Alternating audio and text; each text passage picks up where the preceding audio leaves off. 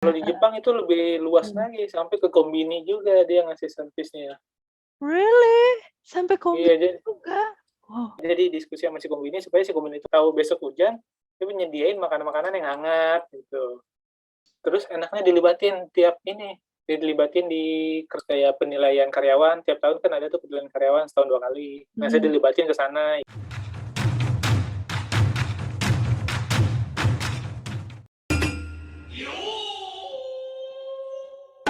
Si kecil namanya siapa? Aku lupa, maaf ya. Namanya Oda. Oda Nobunaga. Iya, benar. Terinspirasi dari itu. Oh, really? Iya. Oh. Emang saya waktu kuliah kan, yang sih emang ngulang ya, sejarah Jepang ngulang ya pertama. Yang kedua C emang. Setelah ngulang pun C. Emang dulu nggak berminat, nggak tertarik. Cuman habis nonton drama Nobunaga Konsato, yang main Shunoguri. Wah, itu keren. Itu dia sebagai Oda Nobunaga. Filmnya keren, lucu. Akhirnya saya namain Oda. Tapi emang keren sih Oda Nobunaga itu. Jadi open minded orangnya gitu ya. Iya, open orangnya minded terbuka. Dan yang kerennya dia bisa mempersatukan hampir seluruh Jepang gitu kan. Ya nggak tahu ya kalau misalnya di mata orang Jepangnya seperti apa, tapi kalau di mata orang Indonesia, maksudnya orang yang belajar kebudayaan Jepang dan historical Jepang, memang Oda Nobunaga tuh keren. Iya. Emang ada banyak juga orang Jepang yang anggap ya agak kejam gitu. Iya, tapi Cuma saya sukanya Oda Nobunaga itu dia nggak memperlihatkan dia pinter, dia malah dianggap kan bodoh kan, si bodoh dari Owari kalau nggak salah. Bodoh dan agak gila gitu. Iya, tapi sebenarnya dia hebat ngatur-ngatur strategi gitu. Ngatur strategi, terus juga misinya dia, visinya dia untuk mempersatukan Jepang itu sih yang keren. Iya. Ya meskipun dalam misinya banyak juga korban banyak juga korban yang tewas, banyak juga korban yang diakibatkan misinya dia, tapi berhasil menurutku sih. Itu sih keren. Jadi rekomendasi film dari saya Nobunaga Konsato. Minasang. Kalau misalnya Minasang bosan belajar sejarah dari buku atau apa, carilah film-film yang bisa membangkitkan minat kita untuk bisa belajar budaya dan juga historinya Jepang. Bambit di sana hitungannya sebagai pegawai tetap di sana atau masih kontrak nih? Pegawai tetap. Dari masuk awal di probation 3 bulan, habis itu langsung pegawai tetap. Udah safe ya posisinya ya berarti. Iya. Cuman visa memang tetap harus perpanjang tiap tahun. Ya itu mah pasti kan warga negara asing hitungannya. Iya. Nah itu kalau visa itu nih berhubungan dengan visa. Mungkin banyak juga orang-orang yang pengen kerja di sana dan belum tahu apa aja yang harus dipersiapkan pada saat ngurus visa. Nah, itu dokumen-dokumen atau berkas-berkas apa aja sih biasanya yang harus dipersiapkan untuk ngurus visa kerja ke sana gitu, Bang Pit? Kalau itu tergantung dari jenis pekerjaan kita juga nantinya. Yang dekat sama saya itu, yang misalnya kayak visa saya itu kan visa kerja Human International gitu yang paling panjang lah pokoknya judul visanya Engineer Specialist in International Human. Itu kalau buat saya ini karena jurusannya bahasa Jepang, dari awal dari kampusnya juga bahasa Jepang. Itu setahu saya sih emang harus S1 kalau nggak D3 yang berhubungan dengan Jepangan.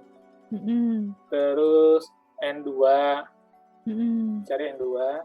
Ini ya sertifikat JLPT N2 gitu ya. Iya, JLPT N2. Intinya sih itu aja. Sama mungkin dilihat dari pengalamannya. Pengalamannya. Dari pengalaman pekerjaannya ya, apa berhubungan apa enggak sama kerjaan yang mau dijalani di Jepang ini. Nah, pekerjaan yang dulu Bang Pit bukannya nggak ada hubungannya ya? Ada nggak sih? Dihubung-hubungin. Jadi di sini itu sebagai Tsuyakusha, sebagai penerjemah. Oke. Pekerjaan saya yang sebelumnya kan ada berhubungan juga ke penerjemahnya. Hmm. Jadi untuk visanya lebih ke Tsuyakusha-nya itu ya? Iya, penerjemah jatuhnya. Oh, Jatuhnya gitu. pekerjaan yang terdaftar itu Syakusha. Kalau buat jadi kaigo itu Hmm. harus ada biasanya sih harus masuk LPK dulu. Nah, itu dia ya. Harus. Berarti kalau Bampit bukan dari LPK ya? Dari agent. Bukan. Iya. Hmm. Tapi kontraknya pun langsung ke perusahaan. Kontraknya langsung ke perusahaan. Berarti kalau agentnya itu dari Jepang, berarti email-emailan dari Jepang gitu atau gimana tuh Bang Pit? Atau ada kantornya di Indonesia? Agensinya itu? Agentnya itu sebenarnya bukan agent rekrut, dia cuma kayak konsultansi perusahaan ini aja konsultannya.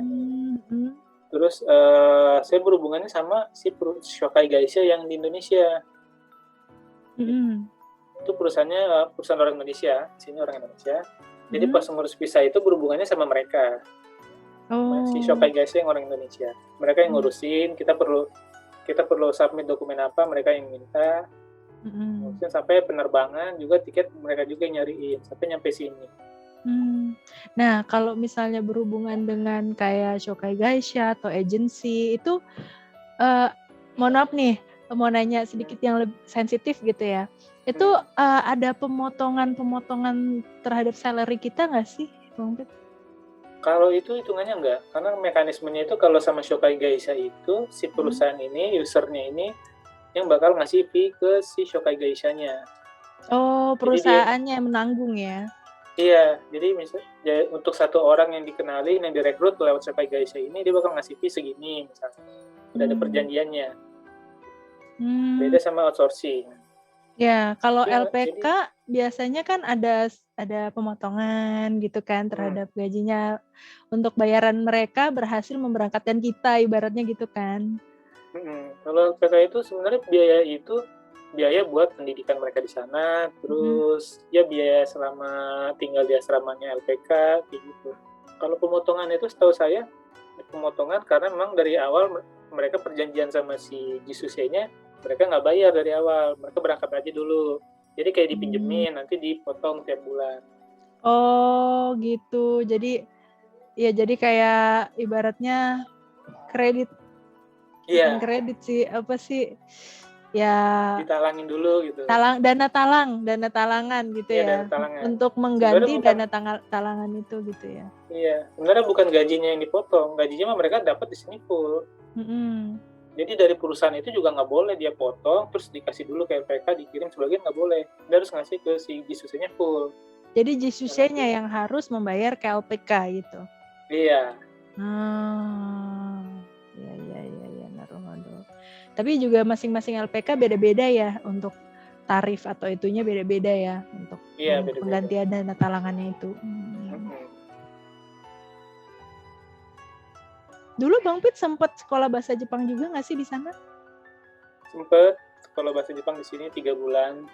3 bulan ya? Itu setelah pemanggilan kerja ke sana atau beda lagi? Oh, beda lagi. Itu sendiri itu setelah lulus, itu ceritanya setelah lulus pengen dikenalin sama dosen buat kerja di sini. Terus sebenarnya setelah lulus itu pengennya langsung kerja ke sini.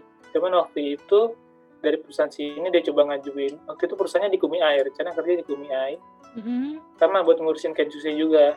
Kalau dulu masih Kensusei istilahnya. Terus ternyata di perusahaan sini dia berapa kali ngajuin visa lagi ketolak karena di Kensusei-nya mereka itu ada beberapa yang kabur, dari orang Indonesia yang kabur. Jadi imbasnya ke yang berikutnya, yang ngajuin visa berikutnya. Sayang banget ya. Karena ketunda, saya juga bingung kan gimana mau nungguin apa enggak. Ya udah kira sekolah dulu sih 3 bulan. Itu di daerah mana? Di Osaka. Di Osaka. Iya, Nihongo Gakko di Osaka. Tapi sebenarnya saya ngambil kelas yang beda gitu. Kalau teman-teman yang lain, angkatan yang di bawah kita gitu kan ada kan 4 orang Indonesia. Itu dia ngambil kelas bahasa Jepang. Kalau saya ngambil kelas yang buat jadi guru bahasa Jepang.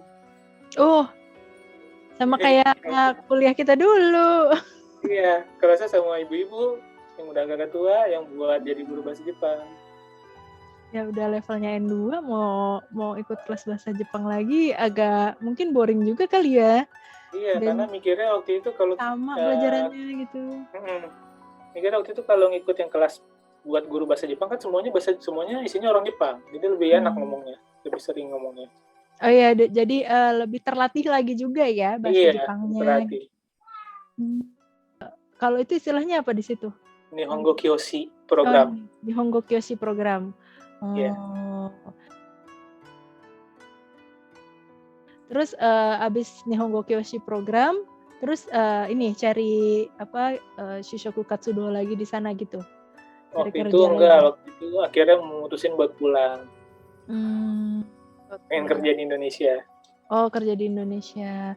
Waktu itu kerja di perusahaan bidang apa kalau di Indonesia? Yang pertama itu perusahaan bidang cuaca. Bidang cuaca? Bidang cuaca, meteorologi. Kalau di Indonesia, negerinya kan BMKG itu, BUMN-nya. Badannya kan BMKG. Badan pemerintahnya gitu ya? Iya. Kalau di Jepang ada juga kayak BMKG, cuman ada juga swastanya. Saya kerja yang swastanya itu. Di Indonesia kerja itunya? Iya, dia buka perusahaan di Indonesia. Buka kantor cabang di Indonesia. Bidang cuaca yang swasta ini itu menawarkan atau pemasarannya tuh kemana ya? Pemasarannya langsung ke usernya, ke perusahaan. Dia bedanya sama BMKG itu, BMKG kan lebih umum informasinya. Kalau dia lebih ke buat kebutuhan si tiap-tiap usernya. Targetnya banyak waktu itu, ada penerbangan, buat pelayaran, buat perusahaan pelayaran, penerbangan, konstruksi. Oh, konstruksi juga pakai ya? Karena saya pikir itu kayaknya buat maskapai deh gitu kan. Konstruksi mungkin kan untuk ini ya, untuk perkiraan bagusnya kapan pembangunannya kayak gitu-gitu ya. Terus juga efektivitas pembangunannya. Jadi kapan sih karyawannya sebaiknya kerja, kapan sebaiknya dia istirahat, juga bisa dilihat dari sana kan. Misalnya jam 12, misalnya jam 3 yang harusnya mereka kerja nanti bakal hujan, jadi mereka istirahatnya nanti jam 3. Kalau di Jepang itu lebih luas lagi, sampai ke kombini juga dia ngasih servisnya. Really? Sampai kombini juga? Iya, jadi dia ngasih saran ke kombini, misalnya di hari besok nih bakal hujan harian. Nah, dia bakal ngasih saran masukan buat dia jadi diskusi sama si kombini supaya si kombini itu menyediakan kalau besok hujan, dia menyediain makanan-makanan yang hangat gitu. Oh, naruhodo. Wah, Jepang benar-benar sampai sedetail itu ya. Iya. Jepang sih benar-benar sih, maksudnya detailnya gitu sampai aku nggak kepikiran loh kombini sampai itu juga dapat kayak gitu juga. Aku pikir ya palingan transportasi aja kali untuk cuaca lah gitu, sampai ke kombini. Bang Pit, awal-awal tuh kesana ada culture shock sendiri nggak sih yang pernah dialamin? Atau mungkin homesick atau gimana gitu, pernah nggak sih? Selama di Jepang ya, entah itu dari awal Bang Pit belajar tadi Nihongo Kyoshi program sampai sekarang jadi pegawai tetap di sana, itu ada nggak sih? Itu ada, itu waktu yang pertama kali. Mungkin emang biasanya orang pertama kali ya. Waktu pertama kali ke sana yang sebulan yang dapat beasiswa dari Japan Foundation, sebulan di sana itu culture shock 2-3 minggu. Jadi 2-3 minggunya homesick, culture shock. Ngapain aja tuh Bang Fit? Ya, kayaknya bosen aja gitu selama. Jadi dari awal itu sampai 3 minggu itu rasanya bosen gitu, karena kita bakal kegiatannya seperti itu terus, belajar, terus ya ketemu teman, makan bareng gitu, tapi kayaknya kegiatannya sama semua gitu, diatur. Lebih ke bosen banget keluarga. Iya. Terus juga ngubungin keluarga juga susah gitu nggak? Iya, susah juga waktu itu. Dan itu juga yang dirasain sama Jiswisei di sini juga, yang baru-baru kesini. Nah, untuk mengatasi culture shock atau homesick itu gimana Bang Pit? Mengatasinya? Kayaknya satu-satunya cara ya cari banyak temen deh di sini. Cari temen deh. Nyari temen ya, gaul ya. Iya. Iya. Tapi kalau Karena yang dalam bikin kondisi pembatasan kayak gini udah susah. iya juga. Karena yang bikin homesick itu kan kesepian sebenarnya sendiri. Iya, betul. Jadi Kalau banyak-banyak gaul sama temen lah gitu ya. Iya. Gitu Minasang. Kalau yang lagi nonton ini, lagi di Jepang, terus lagi homesick, cobalah gaul sama temennya. Kalau sekarang masih pembatasan, mungkin bisa ngobrol-ngobrol online, ngobrol-ngobrol cantik kayak aku sama Bang Pit gini nih. Saling sharing apa unek-uneknya, apa yang dikangenin dan segala macem biar bisa apa ya, intinya kalau homesick itu selain mengobati kesepian ya menghabiskan waktu ya, supaya waktu tuh cepat berlalu biar kita bisa ke kegiatan selanjutnya untuk apa namanya, supaya apa ya, nggak kerasa banget gitu kesepiannya gitu kan. Jadi waktu masuk kegiatan berikutnya udah fresh lagi. Ya udah fresh lagi, betul. Kalau di sana tuh ada kerja lembur-lembur gitu juga gitu nggak sih Bang? Kalau sekarang kerja lembur itu sih lebih peraturannya lebih ketat buat Jepang ini supaya si karyawannya nggak ngambil lembur. Tapi jadi kalau saya ini mah nggak ada lembur. Kalau yang Jisushei-nya? Jisushei-nya pun juga jarang lembur sih. Jarang lembur ya? Kan Iya. panti, bukan? Oh tapi shift-shiftan ya berarti? Shift-shiftan ya. Mereka shift-shiftan, ada shift pagi, shift siang, shift malam gitu ya? Oke, Osaka atau Nara? Osaka. Ya. Kenapa? Lebih banyak hiburannya, lebih banyak yang dilihat ya. Oh, lebih ramai. Karena kota ya? Iya, lebih ramai. Lebih ramai. Tapi kalau untuk refreshing ke Nara gitu. Nara. Oke. Nah sekarang kerja di Indonesia atau kerja di Jepang? Kerja di Jepang aja lah. Gajinya lebih gede. Jujur berarti. Iya. Jujur gajinya lebih mengira. Gajinya lebih gede. Toh kita juga sekarang kita udah punya keluarga ya Bang Pit ya. Yang dipikirkan adalah bagaimana kita bisa punya pendapatan yang lebih banyak untuk bisa menghidupi keluarga gitu intinya ya. Iya. Karena buat posisi saya itu kebanyakan kalau kerja di perusahaan Jepang ada tekanannya juga kan kalau kerja di perusahaan Jepang kan. Jadi betul. Kerja di perusahaan Jepang di Indonesia ada tekanan, di Jepang pun juga kalau kerja di perusahaan Jepang di Jepang juga ada tekanan, yang mendingan di Jepang aja sekalian. Tapi seberapa gajinya lebih gede. Tekanannya itu sama atau enggak? Kira-kira. Sebenarnya tiap perusahaan sih pasti beda. Tiap perusahaan sih pasti beda. Dan untungnya perusahaan saya sekarang sih nggak terlalu gede tekanannya. Alhamdulillah ya. Sebenarnya bisa saran buat orang-orang yang mau kerja di panti lansia gitu. Sebenarnya enak kerja di panti lansia gitu. Karena mereka yang dijual itu kan yang diutama itu kan servis pelayanan ke orang tuanya kan. Jadi perusahaan berusaha gimana ya sebisa mungkin gimana supaya karyawan-karyawannya pun juga bersifat ramah, bahagia gitu, kebutuhannya tercukupi. Jadi nggak terlalu menekan supaya si karyawannya ramahnya beneran, semuanya senang, nyaman gitu. Jadi dia ngerawat si orang tuanya juga nyaman juga, baik juga. Betul. Iya betul. Jadi itu berpengaruh ke psikologis karyawannya tuh gimana agar bisa memberikan pelayanan juga dengan hati juga gitu ya. Iya. Tuh kalau misalnya Minasang mau ke Jepang, mendingan cari perusahaan yang perusahaan di bidang pelayanan, terutama pelayanan kesehatan. Nah, karena kesehatan kita juga biasanya diperhatikan gitu. Kesehatan fisik dan kesehatan mental kita juga diperhatikan juga gitu supaya bisa memberikan pelayanan terbaik juga ke orang yang kita urus gitu. Tapi kalau misalnya kayak gitu harus yang jadi kaigo itu harus lulusan kesehatan juga nggak sih, Bang Pit? Ya, setahu saya iya. Setahu saya yang lulusan perawatan, bidanan atau yang berhubungan sama kesehatan. Gitu. Jadi nggak bisa sembarangan juga ya? Iya. Nih, mau ngasih tahu juga sebenarnya peluang kerja buat jadi kalau setahu saya yang perawat gitu ya banyak loh di sini. Bukan lowongan buat perawat itu banyak. Karena Apalagi orang tuanya kan juga orang tua, rojingnya iya, banyak di sana ya. iya rojing banyak nambah terus. Anak mudanya sedikit. Iya, anak muda sedikit, yang mau jadi perawat pun juga sedikit juga. Jadi ini nggak sih berasa ada piramidanya tuh ada yang kosong gitu nggak sih Bang Pit di sana? Jadi piramidanya tuh Piramidanya karena malah piramida kebalik ya? kebalik, Iya, anak kalau orang tuanya lebih banyak, anak mudanya sedikit. Iya, Bahkan mungkin ada yang kosong nggak sih jadinya? di antara itu ya. Iya. Iya kan? Aduh. Berarti kalau yang dirawat di sana kisaran umur berapa sampai berapa tuh Bang Pit orang tuanya?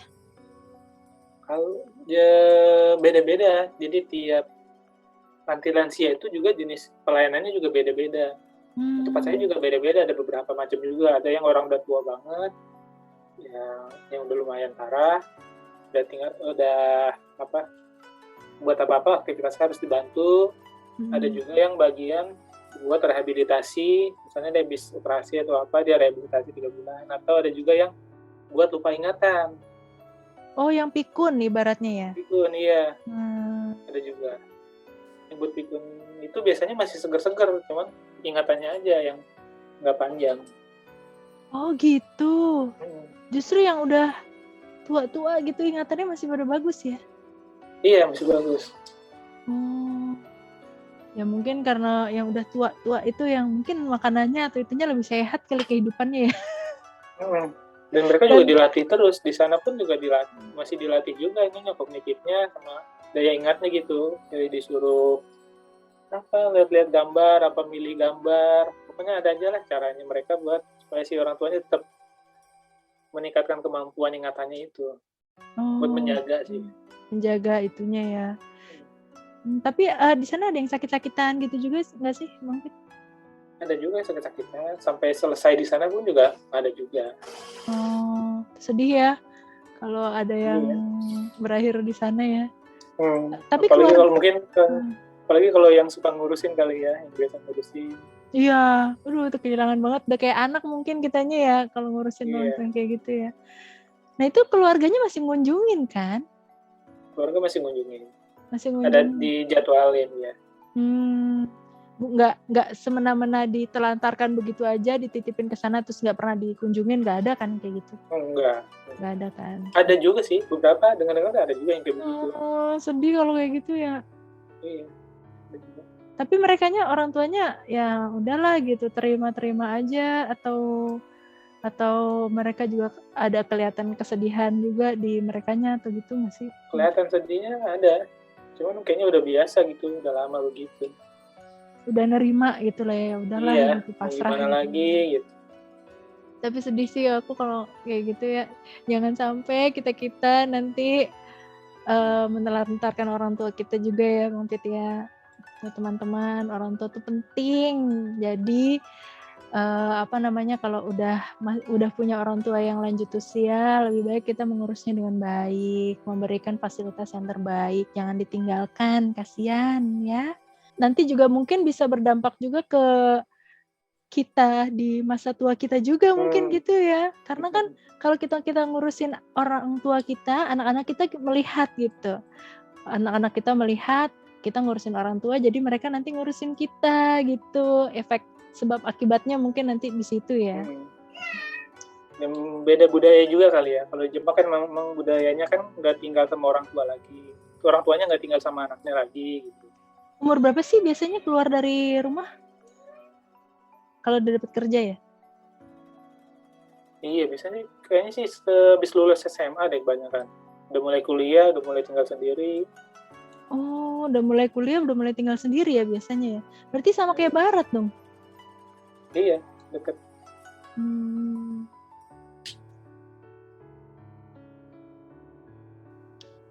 Momen yang tak terlupakan bagi Bang Pit itu apa di sini? Di Jepang maksudnya? Di Jepang. Terserah mau momen pahit, mau momen lucu, mau momen apa terserah. Pokoknya yang Bang Pit inget gitu. Ada nggak? Nggak ada memori nih. Iya, memorinya kecil. 2 giga cuman. Aduh.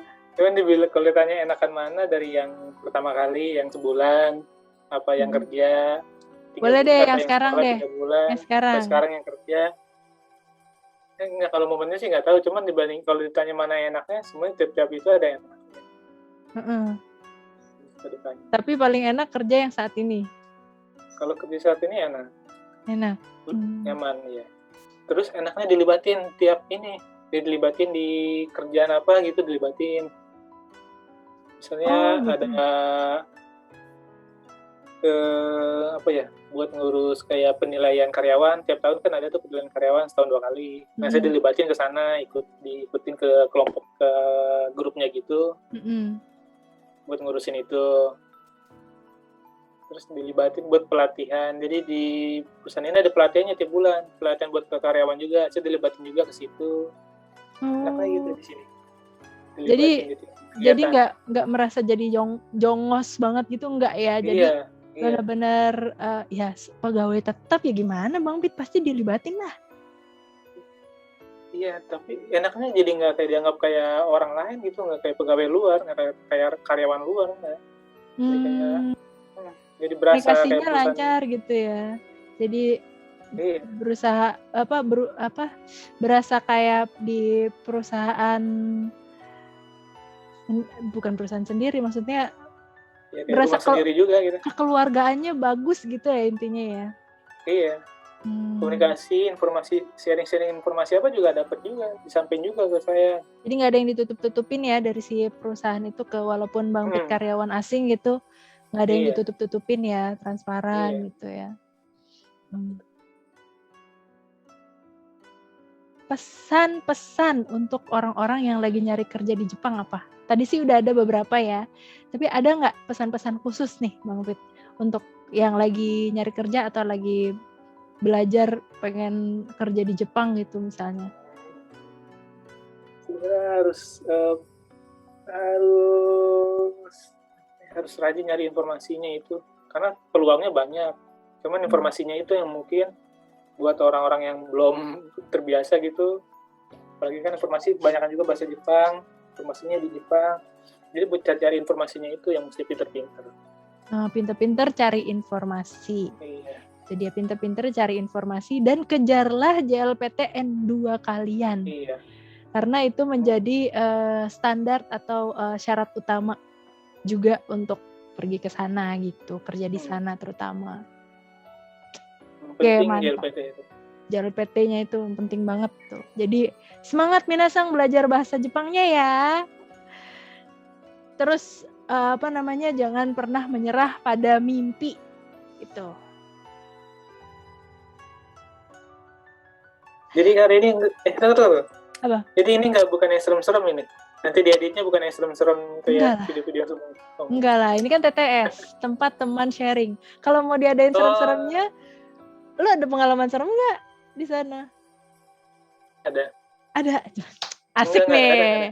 Oh nggak ada. Seremnya itu cuman seringnya itu orang serem sama gue karena tiba-tiba gue ada di belakang dia. Orang suka kaget kalau gue tiba-tiba ada di belakang dia. Kalau di sini sih nggak ada suaranya katanya. Jadi lu yang bikin serem ya? Padahal gue nggak ngapa-ngapain. Emang gue nggak ada suaranya aja jalan. Tiba-tiba di belakang dia. Dia kaget. Ya iyalah, siapa yang ini? Pastilah kaget. Tahu ada apa tuh? Kita aja merasa ada yang ngeliatin aja udah serem, apalagi tiba-tiba ada wujudnya. Untungnya manusia wujudnya. Dilihat. Di sini kan kalian tinggal sendiri ya. Ini kan apartemennya kan 2 lantai ya. Gue lantai 2. Di bawah ada 1. Terus berderet ada sekitar 4 gitu. Dulu waktu baru-baru masuk sini sih di tangga kan buka pintu langsung tangga karena gue lantai 2. Dulu baru-baru masuk sih emang suka ada suara naik tangga kayak deket gitu, kayak di tangga gue gitu. Berapa kali gitu. Wah, terus gimana? Tapi lu samperin apa lu ngumpet? Gue cuekin sih. Kira-kira berapa minggu kemudian udah nggak ada lagi. Oh, mau kenalan kali, mau kenal sama Bang Pit. Mungkin ya. Ada orang baru nih, kenal dulu gitu. Tapi di apa tuh Bang Pit itu ada berapa unit? Jadi 8 atau 10 ya? 8. Kayaknya 8 deh. 8. Atas Isi 4, semua? bawah 4. Isi semua? Oh, Kayaknya yang sih kosong. gini semua. Isi semua ya? Iya, parkirannya sih penuh. Cuman nggak pernah ketemu orang-orang sini, jarang banget. Oh gitu. Iya. Beda ini kali, beda timing keluar masuknya, jadinya nggak Iya. ini. Kalau ketemu pun jarang juga yang mau nenggor. Yang kan nenggor ngeliat mukanya nggak mau. Oh gitu. Iya. Individualis itu juga ya Individualis. berarti. Jadi lo mau mati juga mungkin kagak peduli kali. Iya. Ibaratnya gitu ya, ibarat ya. Iya. Sorry nih gue kasar, tapi karena orang Jepang ya memang ada seindividualis itu. Memang kalau Iya. cari teman orang Jepang tuh agak susah kalau misalnya bukan dari circle yang dekat gitu mungkin ya. Misalnya Iya, buat masuknya itu tuh. temen kerja, temen baito, atau misalnya temen di Genggogakko atau bagaimana gitu. Kalau bukan dari circle yang itu juga susah meskipun tetanggaan ya Bang Pit ya. Itu sih mungkin sedihnya di Jepang gitu kali ya. Benar-benar individualis banget. Makanya makin merasa kesepiannya di situ. Iya ya. Oke deh, thank you banget Bang Pit udah sharing-sharing Sama pengalamannya di sana. Semoga aku dan Kak Misran dan anakku Fatih bisa cepet nyusul ke sana, entah dalam kesempatan apa gitu ya, biar kita bisa ketemu di sana. Amin. Kasih tahu aja, ntar di-guide di sini. Asik. Oke, thank you. Dadah Bang Pit. Dadah Ju. Assalamualaikum. Waalaikumsalam. Oke minasang, itu dia pengalaman yang seru banget dan juga berharga dari teman Rizu, David Sang. Terima kasih banyak sekali lagi untuk David Sang yang sudah meluangkan waktunya untuk sharing di tempat teman sharing. Kalau minasang suka dengan video kali ini, jangan lupa klik tombol like-nya dan juga share ke teman-teman minasang semua. Dan juga kalau minasang punya ide-ide untuk video selanjutnya, misalnya untuk guest-guest selanjutnya di tempat teman sharing, bisa banget tulis di kolom komentar di bawah, atau minasang bisa langsung DM ke Instagram Rizu @rizu.ono. Sampai jumpa di video selanjutnya. Jangan lupa subscribe juga ya minasang. Jamata.